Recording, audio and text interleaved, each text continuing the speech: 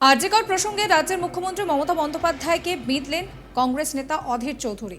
মঙ্গলবার 10ই সেপ্টেম্বর বহরমপুরের সাংবাদিক বৈঠকে অধীর বলেন, যত বেশি প্রতিবাদ তত বেশি প্রতিরোধ।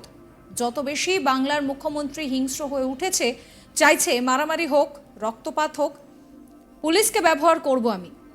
তবে না সুপ্রিম কোর্টে গিয়ে বলবো আমি, কিছু করার নেই আমার, লক্ষ লক্ষ লোক নাকি চিকিৎসা পায়নি, তবে না সুপ্রিম কোর্টে গিয়ে কাঁদবো আমি। তাই তিনি অজুহাত খুঁজছেন। আন্দোলনকারী ভার্সেস পশ্চিমবঙ্গের সাধারণ মানুষকে প্রমাণ করবেন পশ্চিমবঙ্গের সাধারণ মানুষ আন্দোলনের পক্ষে নেই, অথচ দায়িত্ব নিয়ে বলছি শুধু 14 তারিখের রাতে এই পশ্চিমবঙ্গে জেনকার প্রথম রাত দখলের আহ্বান জানানো হয়েছিল, সেদিন রাস্তায় প্রায় 3.25 কোটি বাংলার মানুষ ছিল।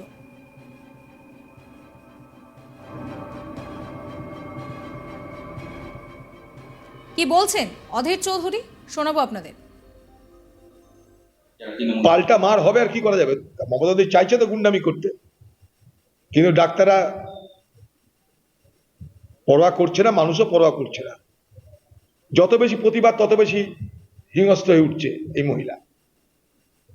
যত বেশি প্রতিবাদ, যত বেশি প্রতিরোধ, তত বেশি বাংলার মুখ্যমন্ত্রী হিংস্র হয়ে উঠছে। চাইছে যে মারামারি হোক, রক্তারক্তি হোক, তবে না পুলিশকে ব্যবহার করবো আমি, তবে না সুপ্রিম কোর্টে গিয়ে কেঁদে বলবো কিছু করার নেই আমার, লক্ষ লক্ষ লোক নাকি চিকিৎসা পায়নি, তবে না সুপ্রিম কোর্টে গিয়ে কাঁদবো আমি। তাই উনি অজুহাত খুঁজছেন। আন্দোলনকারী ভার্সেস পশ্চিমবঙ্গের সাধারণ মানুষকে প্রমাণ করবেন যে পশ্চিমবঙ্গের সাধারণ মানুষ আন্দোলনের পক্ষে নেই, অথচ দায়িত্ব নিয়ে বলছি শুধু 14 তারিখের রাত্রে এই পশ্চিমবঙ্গে যেদিকে প্রথম রাত দখলের আহ্বান জানানো হয়েছিল, সেদিন রাস্তায় ছিল প্রায় 3.25 কোটি বাংলার মানুষ। পাল্টা মার হবে, আর কি করা যাবে? মমতা দি চাইছে তো গুন্ডামি করতে, কিন্তু ডাক্তাররা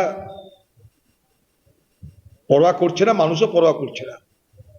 যত বেশি প্রতিবাদ তত বেশি হিংস্র হয়ে উঠছে এই মহিলা। যত বেশি প্রতিবাদ, যত বেশি প্রতিরোধ, তত বেশি বাংলার মুখ্যমন্ত্রী হিংস্র হয়ে উঠছে। চাইছে যে মারামারি হোক, রক্তারক্তি হোক, তবে না পুলিশকে ব্যবহার করবো আমি, তবে না সুপ্রিম কোর্টে গিয়ে কেঁদে বলবো কিছু করার নেই আমার, লক্ষ লক্ষ লোক নাকি চিকিৎসা পায়নি, তবে না সুপ্রিম কোর্টে গিয়ে কাঁদবো আমি। তাই উনি অজুহাত খুঁজছেন। আন্দোলনকারী ভার্সেস পশ্চিমবঙ্গের সাধারণ মানুষকে প্রমাণ করবেন যে পশ্চিমবঙ্গের সাধারণ মানুষ আন্দোলনের পক্ষে নেই, অথচ দায়িত্ব নিয়ে বলছি শুধু 14 তারিখের রাত্রে এই পশ্চিমবঙ্গে যেদিকে প্রথম রাত দখলের আহ্বান জানানো হয়েছিল, সেদিন রাস্তায় ছিল প্রায় 3.25 কোটি বাংলার মানুষ। এদিন অধীর আরো বলেন যে পশ্চিমবঙ্গে এই পুজো কমিটির কোনো উদ্যোক্তাদের এই চাঁদা নেওয়া উচিত নয়। আমি তাদের কাছে আবেদন করব, বিনয়ের সঙ্গে ফেরত দিন। এই চাঁদা নেওয়া মানে দেবী দুর্গাকে অপমান করা।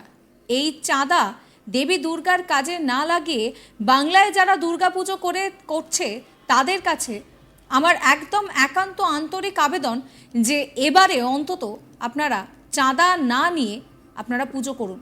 যখন মুখ্যমন্ত্রী ছিলেন না তখনও তো পুজো করেছেন, চাঁদা ছাড়াই এবার পুজো করুন। আপনারা বলুন না যে বিচারটা হোক, তারপরে চাঁদা নেব, ডবল চাঁদা নেব। আগামীবার চাঁদা রাখা থাক, ডবল নেবেন, এটা করুন, ভালো হবে। প্রত্যেকের বিবেক আছে, বুদ্ধি আছে, জ্ঞান আছে, বাড়িতে মা বোন আছে, বাড়িতে মেয়ে আছে। একবার ভাবুন তো তাদের কথা, যে পরিবারের সঙ্গে এই ঘটনা ঘটেছে, যে নির্যাতিতা মেয়ে, তার বাড়িতে ঠিক কী পরিস্থিতি এই মুহূর্তে দাঁড়িয়ে। তোমাদের জন্য ভোগ নিয়ে আসবো, তোমরা কেউ হাসপাতাল থেকে যেও না কোথাও। অষ্টমীর দিন আমি বাড়িতে ভোগ নিয়ে এসে খাওয়াবো, খোঁজ নিয়ে দেখবেন যারা চিকিৎসক সঙ্গী তাদেরকেও। এবার তিনি বলেছিলেন, কি বলছেন তিনি শোনাবো। পশ্চিমবঙ্গে কোনো পুজো কমিটির উদ্যোক্তাদের এই চাঁদা নেওয়া উচিত না। আমি তাদের কাছে আবেদন করব, বিনয়ের সঙ্গে ফেরত দিন। এই চাঁদা নেওয়া মানে দেবী দুর্গার অপমান করা। এই চাঁদা দেবী দুর্গার কাজে লাগিয়েন না। বাংলার যারা যারা দুর্গা পুজো করে তাদের কাছে আমার এটা একদম একান্ত আন্তরিক আবেদন, এবারে অন্তত এই চাঁদা নিয়েন না আপনারা। যখন মুখ্যমন্ত্রী ছিল না ক্ষমতা, তখন তো পুজো করেছেন, একবার চাঁদা ছাড়া পুজো করুন না। আপনারা বলুন না যে বিচারটা হোক, তারপর চাঁদা নেবো। ডবল চাঁদা নেবেন আগামীবার, টাকাটা রাখা থাক, ডবল নেবেন। এটা করুন, ভালো হবে। আপনাদের প্রত্যেকের বিবেক আছে, জ্ঞান আছে, বুদ্ধি আছে, বাড়িতে মা আছে, বাবা আছে, বাড়িতে মেয়ে আছে, বোন আছে, তাদের কথা একবার ভাবুন, তাদের কথা একবার ভাবুন। আমি